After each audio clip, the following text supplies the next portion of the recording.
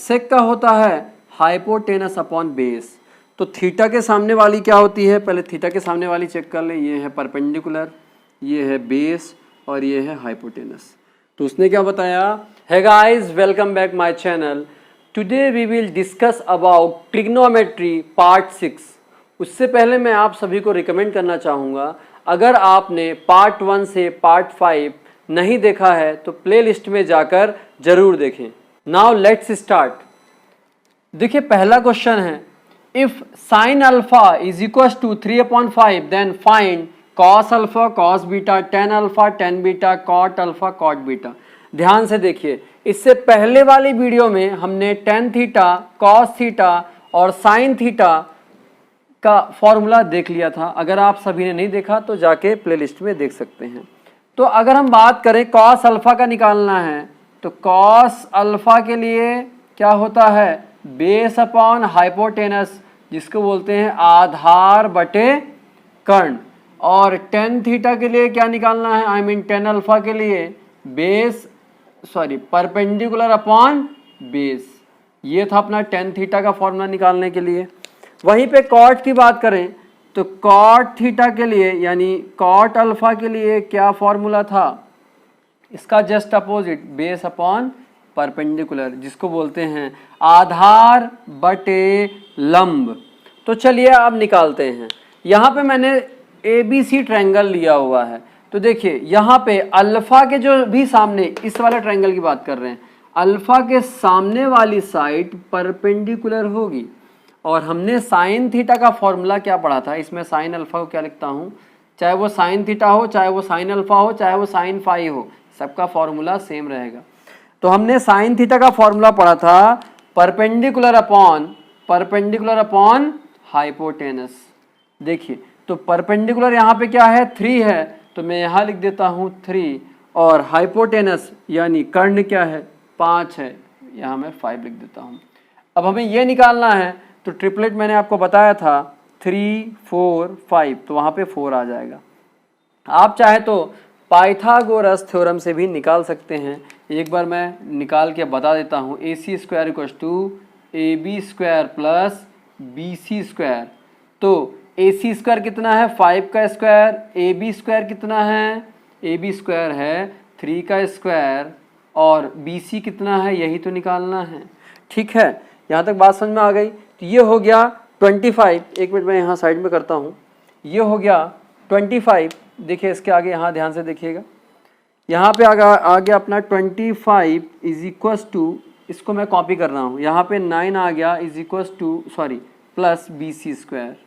ठीक है, तो यहाँ पे क्या आ गया, 25 minus 9 equal to BC square, और जैसे ये माइनस हुआ तो ये हो गया 16 इक्वल टू BC स्क्वायर। और आपको पता है 16 किसका रूट है, अगर इसमें रूट लगाएं और BC लिख दें तो यहाँ पे BC की वैल्यू कितनी आ जाएगी, BC इक्वल टू हो जाएगा 4, बिकॉज ये 4 का ही होता है, 4 इंटू 4 ये रहा, तो 4 आ गया, 4 4 जा 16 होता है, तो 4 आ गया। तो कितना आ गया, ये 4 आ गया, यानी 4 आ गया। मैं यहाँ 4 लिख देता हूँ, इनका कोई काम नहीं है तो ये सब मैं हटा देता हूँ। देखिए अब हमको निकालना है, अब हम सारी चीज़ें निकल गई हैं तो इसको भी हटा दीजिए, जिसका काम नहीं है। हमको निकालना है क्या, पहले तो निकालते हैं हम निकालते हैं पहले कॉस अल्फा। तो कॉस अल्फा क्या हो जाएगा, बेस अपॉन हाइपोटेनस। तो उसी वाले ट्रायंगल में चलना है हमको, इस वाले ट्रायंगल की बात कर रहे हैं, इसी वाले ट्रायंगल में हमको देखना है। तो बेस कितना है, 4 है, और हाइपोटेनस कितना है, 5 है। तो मैं यहाँ लिख देता हूँ 4/5, ये हमारा आ गया कॉस अल्फा। अब हम टेन अल्फा की बात करें तो टेन अल्फा क्या हो जाएगा, परपेंडिकुलर अपॉन बेस, यानी 3/4, इसको बोलते हैं लंब बटे आधार। कॉट की बात करें तो कॉट में क्या है, जस्ट इसका अपोजिट, तो हम क्या करेंगे, उसी का अपोजिट सीधे कॉपी कर लो, 4/3, ये हमारा कॉस अल्फा, टेन अल्फा और कॉट अल्फा का आ गया। लेकिन प्रॉब्लम कहाँ क्रिएट हो रही है, अगर बीटा रहे तो क्या होगा, बीटा आ जाए तो फिर क्या होगा। तो अगर हम बीटे की बात करें तो बीटा में क्या होगा, ध्यान से देखिए, मैंने आपको पहले ही बताया है कि थीटा के सामने वाली साइड हमेशा परपेंडिकुलर होगी। तो ये बीटा आ गया, इस अल्फा को थोड़ी हटा देते हैं ताकि कन्फ्यूजन कम क्रिएट हो। तो इसके सामने वाली जो ये साइड होगी ये होगी परपेंडिकुलर, हाइपोटेनस में कोई चेंज नहीं आएगा, और ये हो गई बेस। जब ऐसा हो गया तो देखिए सारी चीज़ें वही की वही रहेंगी, ये जितना लिखा हुआ है मैं वही का वही लिखूंगा। यहाँ पे भी 3 आएगा, यहाँ पे 4 आएगा, और यहाँ पे हाइपोटेनस 5 ही रहेगा। लेकिन इसके जो आंसर हैं बदल जाएंगे। रीज़न ये कि एंगल भी तो चेंज हुआ है। तो एंगल में क्या क्या चेंज हुआ है? कॉस अल्फ़ा, पहला एंगल चेंज हुआ है कॉस बीटा। तो अल्फ़ा से बीटा में आया, तो बीटा के सामने वाली ये परपेंडिकुलर है तो ये बेस है। तो हमने कॉस बीटा की वैल्यू निकाली थी, क्या होगा? Base 3/5, base upon hypotenuse. अभी हमने फॉर्मूला देखा है, तो 3/5 हो जाएगा। नेक्स्ट की बात करें, हम बात कर लेते हैं टेन थीटा की। तो टेन बीटा कितना हो जाएगा? टेन बीटा की बात करें तो क्या था? परपेंडिकुलर अपॉन बेस, तो क्या हो जाएगा? 4/3, क्योंकि एंगल चेंज हुआ तो सारी चीज़ें चेंज होंगी। अब हम बात करते हैं कॉट बीटा की। तो कॉट बीटा की बात करें तो क्या हो जाएगा? कॉट बीटा, तो कॉट बीटा में जस्ट इसका अपोजिट 3/4। आई होप आप सभी को इतना समझ आया होगा। चलिए नेक्स्ट क्वेश्चन देखते हैं। देखिए क्वेश्चन नंबर 2 का कहता है if sec theta 25/24 find the sine A, cos A, tan A, cosec A और कॉट ए। जिसको ये जो सॉल्व कर सकता है वीडियो पॉज करके सॉल्व करें। चलिए अब हम इसको सॉल्व करते हैं। तो ध्यान से देखिए, साइन की वैल्यू अभी मैंने बताई थी, साइन ए क्या होता है? Perpendicular upon hypotenuse. ठीक है, तो अब हमको पहले चेक करना है कि ट्रिपलेट क्या होगा। तो सेक का क्या होता है? सेक का होता है हाइपोटेनस अपॉन बेस।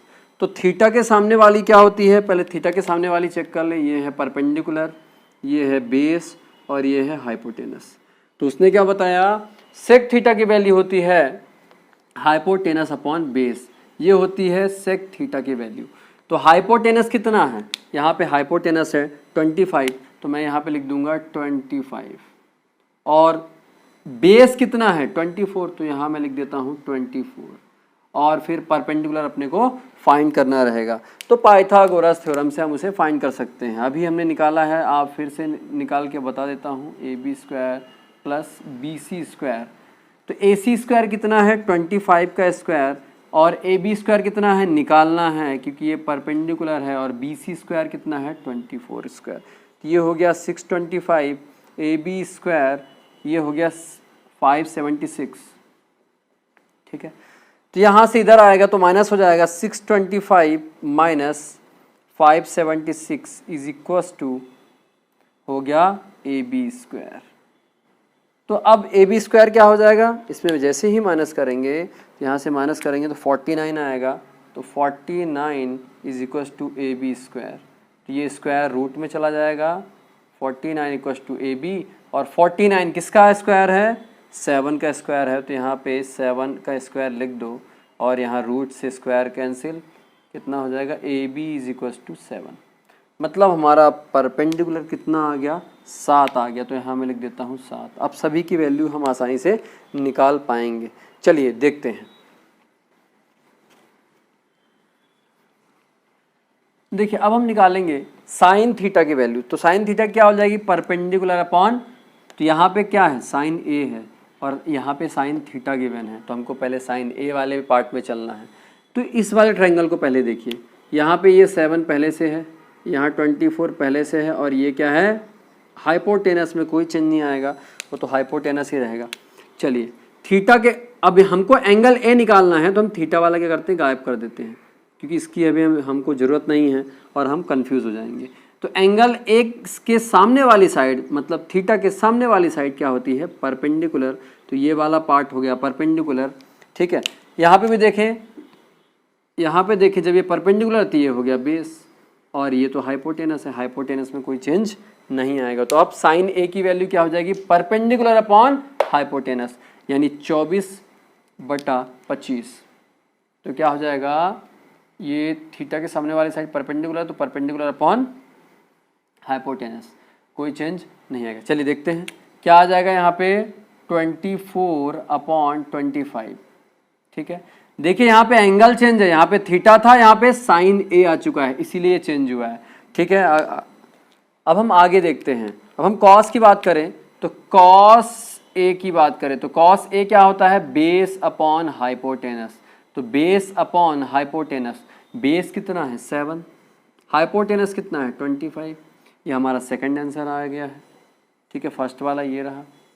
चलिए अब हम बात करते हैं tan ए की। तो tan ए क्या होता है, perpendicular upon base, perpendicular upon base. तो 24 कितना हो जाएगा 24/7। यहाँ तक बात समझ में आती है।